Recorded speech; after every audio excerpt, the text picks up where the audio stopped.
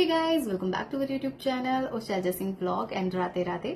जैसे कि गाइस मैंने आपको बताया था अपने लास्ट वीडियो में, मैं आपसे अपनी स्पिरिचुअल जर्नी से रिलेटेड कुछ वीडियोस शेयर करने वाली हूँ। तो मैंने सोचा है मैं इन वीडियोस को एक सीरीज में बनाऊंगी, मतलब एक सीरीज बना दूंगी इनकी, और पार्ट 1, पार्ट 2, पार्ट 3 ऐसे काफी सारे मैं पार्ट्स बनाऊंगी जिसको देखने से आपको मेरी स्पिरिचुअल जर्नी पता चलेगी और आप मेरे एक भी पार्ट को मिस मत कीजिएगा। तो इसलिए आप मेरे चैनल को भी सब्सक्राइब कर लीजिए और लाइक कीजिएगा मेरी वीडियोस को। तो स्पिरिचुअल जर्नी में गाइज मैं स्टार्ट करना चाहूंगी अपने बचपन से, क्योंकि स्पिरिचुअल अवेकनिंग मेरी अभी गाइज 4 साल पहले हुई है। उसकी स्टोरी तो थोड़ा लेट ही मैं शेयर करूंगी, क्योंकि उसके पहले मेरी मतलब बचपन से मैं कैसे इस स्पिरिचुअल जर्नी में धीरे धीरे ईश्वर के द्वारा लाई जा रही थी। तो सबके बहुत सारे कार्मिक अकाउंट्स होते हैं, बहुत सारे कर्मा पैकेजेस होते हैं, मेरे भी थे। तो कहते हैं ना, जिस फैमिली में मैंने जन्म लिया वो फैमिली मैंने क्यों चुनी, कैसे चुनी, तो काफी सारे सवालों का जवाब मुझे अभी अपने मेडिटेशंस के बाद मिला है। तो मेडिटेशन गाइज एक स्पिरिचुअलिटी का बहुत ही इम्पोर्टेंट पार्ट होता है, जो कि मैंने एक्सपीरियंस किया है और बहुत अच्छे से मैं मेडिटेशन कर पाई हूँ और एक्सपीरियंस भी कर पाई हूँ। और मुझे मेडिटेशन में बहुत ही अमेजिंग एक्सपीरियंस हुए हैं गाइस, बहुत ही डिवाइन एक्सपीरियंसेस हुए हैं। तो अभी मैं आज बना रही हूँ मैं अपनी स्पिरिचुअल जर्नी का पार्ट 1। तो स्पिरिचुअल अवेकनिंग मैं आपको बाद में बताऊंगी। तो स्पिरिचुअल जर्नी में क्या था, मैं स्टार्ट करती हूँ अपने जन्म से।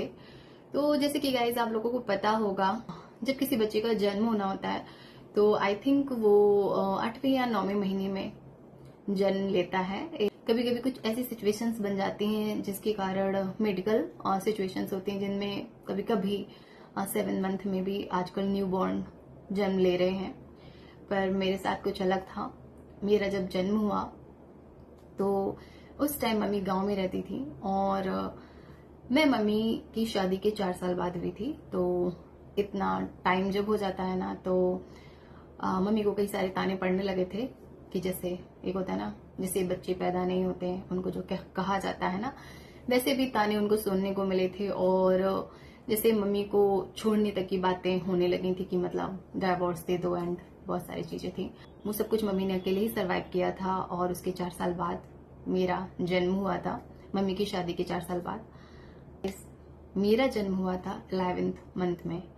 9 मंथ मम्मी के कंप्लीट हो गए थे और 10 भी लगा। उसके बाद 11th जब स्टार्ट हुआ था, मम्मा की प्रेगनेंसी का 11th मंथ जब स्टार्ट हुआ था, तब मेरा जन्म हुआ। और ये बात उस टाइम तो मैं छोटी थी, मुझे पता नहीं थी। जब जैसे बड़े होते हैं ना तो मम्मी बताती हैं। तो मैं बड़ी हुई, स्कूल गई। स्कूल में मैंने श्री गोस्वामी तुलसीदास जी का, जब मैंने वो उनका जन्म और वो सारी चीजें पढ़ी, उनका जीवन परिचय जब मैंने पढ़ा, तो उसमें पता चला श्री गोस्वामी तुलसीदास जी का जन्म 12 मंथ में हुआ था, मतलब 12 महीने के बाद वो पैदा हुए थे। तो मैंने सोचा, और उनको पता नहीं क्या क्या सुनना पड़ा था, बहुत सारे ताने सुनने पड़े थे। वो सारा कुछ मैंने पढ़ा। तो मैंने अपने पापा से बोला कि मैंने कहा पापा वो भी तो 12 मंथ में पैदा हुए थे, और मम्मी जैसे बताती मैं 11th मंथ में पैदा हुई थी। तो पापा बोले कि जो 11 मंथ या 12 मंथ, कभी ये सामान्य जीवन नहीं होता है कोई ऐसे पैदा होना। इस टाइम पर कोई हायर एनर्जी ही मतलब पैदा होती है, पापा का कहना था। तो मैं भी आपको महान तो नहीं बता रही हूँ कुछ भी, मैंने महान अपनी लाइफ में कुछ भी नहीं देखा। वही देखा, एक होता है ना स्ट्रगल स्ट्रगल स्ट्रगल, बहुत कुछ स्ट्रगल। ऐसा नहीं था, स्ट्रगल में मैं बहुत ज्यादा आपको शेयर नहीं कर पाऊंगी। मेंटल स्ट्रगल ज्यादा था एक्चुअली, मतलब वो भी फैमिली में काफी कुछ था ऐसा। बाकी फाइनेंशियली ऐसी कोई प्रॉब्लम नहीं थी जिसके कारण हमने सरवाइव किया हो। तो ये एक पहली चीज थी जो बहुत ही आई थिंक कुछ अलग है सामान्य लोगों से, कि मैं 11th मंथ में पैदा हुई थी। ये तो होगी जन्म की बात। पर स्पिरिचुअल जर्नी में मैं कैसे थी, मेरी कुछ पास्ट लाइफ कर्मा के कारण, ये मैंने मेडिटेशन में जाना, मेरी कुछ पास्ट लाइफ कर्मा के कारण, मेरी पुराने जीवन के कारण माँ अम्बे मेरे साथ हमेशा से चल रही थी। और इस बात का ज्ञान मुझे अभी हुआ है जब मेरी स्पिरिचुअल अवेकनिंग हुई है। तो उस समय तो सब नॉर्मल ही था, मतलब एक नॉर्मल बच्ची पैदा हुई। और हाँ, मैंने, मम्मी का कहना है, मैं बहुत जल्दी बोलने लगी थी, मैं बहुत जल्दी चलने लगी थी, ये सारी चीजें थी। 2-3 बार ऐसा भी हुआ था मेरे साथ, मैं मरते मरते ही बची थी बचपन में ही, पर बच गई थी। मतलब ये डॉक्टर ने बोल दिया था कि बस अब ये नहीं बचेगी, ये लास्ट इंजेक्शन है, ये लग गया और इसके बाद अगर इसमें सांस आती है तो ये बच जाएगी, नहीं तो ये मर जाएगी। ठीक है, तो बड़े बड़े हादसे हुए बचपन में भी, तो पर मुझे जीना था और मैं जी रही हूँ। फिर ये माँ की कृपा थी, मेरी माता रानी की, उनको तैयार करना था मुझे। फिर चलो कोई बात नहीं, सबकी जिंदगी चलती है, मेरी भी चल रही थी। और उसके बाद मुझे अपने मेडिटेशन में, इनर चाइल्ड हीलिंग में जो सबसे पहले एक चीज दिखी थी, जो मतलब कहते हैं ना विजन्स आते हैं हमें जब हम ध्यान करते हैं, तो उसमें मैंने विजन देखा था कि मैं फ्रॉक पहनी हूँ और मैं 3 से 3.5 साल की हूँ। मेरा माइंड मुझसे कह रहा है कि मेरी एज है 3 से 3.5 साल और मेरे नाना के घर पे मैं हूँ।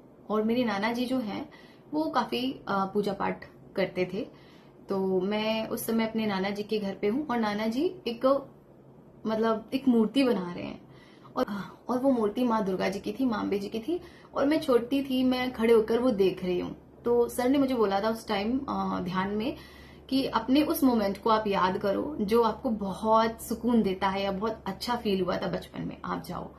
तो मुझे ऐसा कुछ खास याद नहीं आया। जो मुझे सबसे ज्यादा याद आई बात, तो वो बस यही थी कि नाना जी वो माँ अम्बे जी की वो मूर्ति बना रहे हैं, फोटो बना रहे हैं, और मैं वहां खड़ी देख रही हूँ। और जब मैं अम्बे जी को देख रही हूँ ना, मैं छोटी हूँ, मुझे पता नहीं है ये क्या है क्या नहीं है, पर मैंने नाना जी से पूछा है कि ये क्या है, और ये सत्य बात है, मतलब सच घटना है। मुझे याद आई जब मैंने ध्यान में स्वयं को वहां जाके देखा ना, तो मुझे सच में याद आई कि हाँ, ये तो मुझे याद है कि ऐसा हुआ था। नाना जी ने वो श्री अम्बे जी की जो मूर्ति थी ना, फोटो थी पीछे मंदिर में, वो मेरे सामने ही बनाई थी।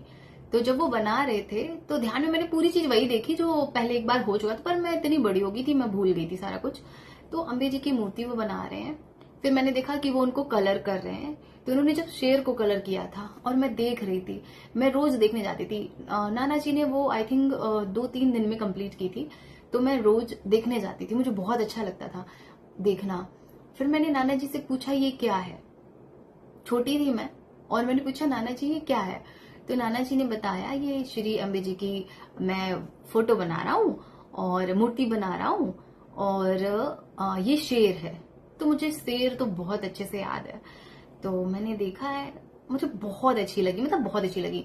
फिर मैंने देखा, मैं कई बार जब घूमते घूमते वहीं चली जाती थी, और मंदिर आगे था, आगे हनुमान जी की मूर्ति थी और शंकर जी, माता पार्वती जी भी थे। मैं उनको किसी को ना देख के मैं मंदिर के पीछे जाती थी, पीछे मतलब पीछे की दीवार पे वहां पे बनी हुई थी माता, तो मैं उनको देखती रहती थी। मैं वहां बैठ के भी ऐसे करके देखती थी, मतलब मुझे कुछ पता नहीं था, पर मुझे अच्छा लगता था उन्हें देखना, बहुत अच्छा लगता था। तो मैंने अपने ध्यान में ये चीज देखी, और उसके बाद जब मैं ध्यान से मतलब जब हमारी इनर चाइल्ड हीलिंग हुई, उसके बाद हम वापस आए, तो ध्यान में क्या होता है, ध्यान में हम वो चीजें भी देख रहे होते हैं क्योंकि हमारी सोल देख रही होती है। हमारे साथ हुआ पास्ट का कोई इंसिडेंट होता है ना, हमारी सोल देख रही होती है, तो उस टाइम अगर कुछ अलग होता है ना, तो वो भी हम ध्यान में देख पाते हैं। तो ये तो मेरा अभी शुरुआत का ही ध्यान था, तो इस वजह से मैं बाकी कुछ तो नहीं देख पाई, पर मैंने वो महसूस किया था कि ये मुझे बहुत प्यारी लग रही है माँ, मुझे बहुत अच्छी लग रही है।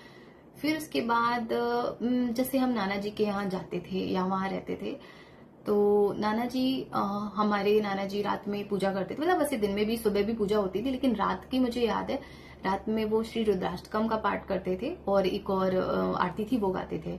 और ज्यादा मुझे याद नहीं क्योंकि मैं बहुत छोटी थी, मुझे बहुत छोटे से याद है वो चीज, बड़े होकर भी मुझे पता है नाना जी वो करते रहे, लेकिन वो छोटी थी मैं, पर मुझे वो रुद्राष्टकम का पाठ मुझे बहुत अच्छा लगता था। मुझे पता नहीं था तब वो कि श्री रुद्राष्टकम है वो। ये तो मेरे नाना जी की बात। तो जो भी मेरे अंदर भक्ति भाव आई थिंक आया था ना, वो सिर्फ नाना जी की वजह से ही आया था। बाकी मैं इस परिवार की बात करूं जहाँ पे मेरी मम्मी की शादी हुई, यहाँ पे लोगों में पूजा पाठ तो मैंने नहीं देखी। हमारे यहाँ पर एक मतलब आप उन्हें कुल देवता बोल सकते हैं, सिर्फ वही पूजे जाते थे, और बाकी बहुत ज्यादा मैंने ना माँ अम्बे जी को पूछते हुए किसी को देखा, ना महादेव जी को पूछते हुए मैंने देखा था। बस मम्मी मेरी थी वो महादेव जी को पूजती थी, क्योंकि वो नाना जी के घर से ही उनकी पूजा पाठ करती हुई आई थी। और उसके बाद जब मैंने थोड़ी बड़ी हुई तो मैंने अपनी चाची जी को भी पूजा करते हुए देखा, महादेव जी के वो भी व्रत रहती थी। बाकी इसके अलावा हमारे घर में कोई पूजा पाठ नहीं होती थी। मतलब मैं बस ये कहना चाहती हूँ कि अगर आप किसी ऐसे घर में जन्म लेते हैं जहां आपको पूजा पाठ और स्पिरिचुअलिटी इन सब चीजों के बारे में कुछ भी नहीं पता होता है ना, तो वहां पर प्रभु को पाना बहुत कठिन हो जाता है। वो सारा स्ट्रगल मैंने अपनी इस स्पिरिचुअल जर्नी में देखा है। और बाकी जब आप ज्यादा ही पूजा पाठ करने लगते हो तो फिर लोग आपसे कहने लगते हैं कि आप पागल हो गई हो, और सबसे पहले हमें लड़ना पड़ता है अपने ही अपनों से। तो वो सारा ही स्ट्रगल था मेरी लाइफ में। और उसके साथ साथ अपने जीवन के जो कार्मिक बैगेजेस मैं लेके आई थी, जो रिश्तों में मैं फंसी हुई थी, वो सारी चीजें भी कष्ट दे ही रही थी कैसे भी। कष्टों की बात है तो कुछ ऐसा है कि कष्ट तो मेरी लाइफ में जैसे मैं पैदा हुई थी ना उसके बाद से ही स्टार्ट हो गए थे। 3 बार मैं, मतलब वही 3 साल की या 3.5 साल की होते होते उससे पहले मैं 3 बार मरते मरते बची थी। और उसके बाद जैसे तैसे, चलो उस टाइम तो मैं स्वयं का ख्याल नहीं रख सकती थी, मेरी मम्मी ही मुझे संभाल रही थी। और मम्मी की जिंदगी में बहुत सारी स्ट्रगल थी। जब बच्चे छोटे होते हैं ना, तो अगर मम्मा स्ट्रगल में है तो हम सब भी तो बहुत सारा स्ट्रगल कर रहे होते हैं ना। तो फिर इस तरह से गाइज मम्मी के स्ट्रगल पर हम बात नहीं करेंगे। जो बचपन से याद रह गया था वो था श्री रुद्राष्टकम। तो ये बात तो मुझे बहुत टाइम के बाद पता चली कि मैं जो करती हूँ ना वो कोई आरती नहीं है, वो श्री रुद्राष्टकम का पाठ है। और वैसे तो अगर इसको सीखा जाए तो थोड़ा सा कठिन है सीखना, उसको शुद्ध संस्कृत में बोलना, पर मुझे आता था। मैंने जब इसको पढ़ना स्टार्ट किया था ना तो मुझे बहुत ही इजीली आ गया था, क्योंकि मम्मी भी वही करती थी और नाना जी को तो मैंने बहुत करते हुए सुना था, तो वो मुझे याद था। एंड गाइस, मैं अपने बचपन की एक बात और शेयर करना चाहूंगी। जब मैं मतलब थोड़ी सी बड़ी हो गई थी, ऐसे आई थिंक 3.5 साल की या 3 साल की या 2.5 साल की भी होंगी, जब मतलब मैं बोलने लगी थी, मतलब इतना आप समझ सकते हो, तब मुझे मेरा पास्ट लाइफ याद था। ठीक है, और पास्ट लाइफ में मेरा रीबर्थ मेरे घर में ही हुआ था। मतलब मैं जो आई थी ना, मेरी सोल जो थी वो रीबर्थ होके अपने ही घर में आई थी दोबारा से। तो मुझे पास्ट की बहुत सारी चीजें याद थी। मम्मी को रात में मैं सपना देकर आई थी कि मैं कौन हूँ, क्यों मुझे तुम्हारी जिंदगी में आना है। और बड़ी खुश थी मैं जब, मतलब मैं जिस टाइम पैदा होने वाली थी उससे पहले मेरी मम्मी को रात में उस सोल का सपना आया था जो जन्म लेने वाली थी। तो मम्मी ने बताया कि वो बहुत नाच रही थी, बहुत खुश थी, कह रही थी कि मैं अपने घर में वापस आ रही हूँ और आज मैं बहुत खुश हूँ, अब मैं अपनों के साथ रहूंगी, ऐसा था। और झूमते हुए नाचते हुए उनकी सोल ने मम्मी के गर्भ में प्रवेश किया, ऐसा मम्मी ने सपने में देखा। और उसके ही तुरंत बाद मम्मी को पेन हुआ और मम्मी ने ये बात मेरी बुआ को बताई कि ऐसा ऐसा मैंने देखा। वो मुझसे ऐसे कह रही थी कि मैं आ रही हूँ घर, अपने ही घर में, मतलब आ रही हूँ मैं अपनों के साथ रहने के लिए। अब आज मैं बहुत खुश हूँ, बहुत खुश हूँ। तो ना मेरी जो बुआ जी थी उन्होंने कहा कि नहीं, बताओ मत किसी को। और मम्मी को फिर पेन होने लगा और उसकी कुछ देर बाद मैं पैदा हो गई थी। तो इस तरह से गाइस कुछ अलग तो था, पर मुझे आज मतलब कभी समझ में नहीं आया, पर मैंने कभी ध्यान भी नहीं दिया। मैंने कहा हाँ होगा मे बी, जब मम्मी मुझे ये चीजें बताती थी। तो एक्चुअली पास्ट लाइफ का ऐसा है, मेरा भाई भी रिबर्थ होके मेरी ही फैमिली में आया है। तो उसको भी जब वो पैदा हुआ था ना, मेरा छोटा भाई जो है, उसको भी अपना पुराना जन्म याद था। तो इस तरह से ये हमारी फैमिली में ऐसे काफी रिबर्थ हुए हैं। आई थिंक 2, 3, 4 लोग ऐसे हैं जिनको अपना पास्ट लाइफ थोड़ा थोड़ा याद था। पर जैसे जैसे हम लोग बड़े होते हैं ना, हम अपना पास्ट लाइफ भूल जाते हैं, ऐसा होता है। तो गाइज, आज का ये पार्ट यहीं पे मैं एंड करती हूँ और मिलती हूँ आपसे अपनी नेक्स्ट वीडियो में। तो अगर आपको मेरा आज का ये वीडियो पसंद आया है तो इसे लाइक कीजिएगा और शेयर कीजिएगा अपनी फैमिली एंड फ्रेंड्स में, और बने रहिएगा मेरे चैनल के साथ। आपको बहुत कुछ सीखने को मिलेगा और बहुत एक्सपीरियंस करने को मिलेगी। तो मैं मिलती हूँ आपसे अपने नेक्स्ट वीडियो में। तब तक के लिए bye bye, take care, Radhe Radhe.